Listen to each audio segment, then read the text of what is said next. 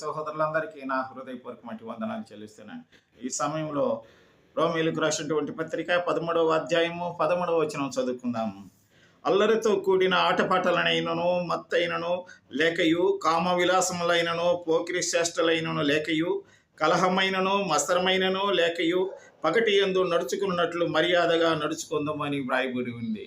In English, let us walk properly as in the daytime, not in orgies and drunkenness, not in sexual immorality and sensuality, not in quarreling and jealousy అని వ్రాయబడి ఉంది. నా ప్రియమైనటువంటి సహోదరులారా, మనము ఈ లోకములో కూడిన ఆటపాటలతోనూ కామ విలాసాలతోనూ పోకిరి శ్రేష్ఠులైతేనూ కలహములతో మనము జోక్యం చేసుకోకుండా దేవునికి పరిశుద్ధంగా జీవించును గాక. దేవుడు మనల్ని ఆశీర్వదించును గాక. ఆమేన్.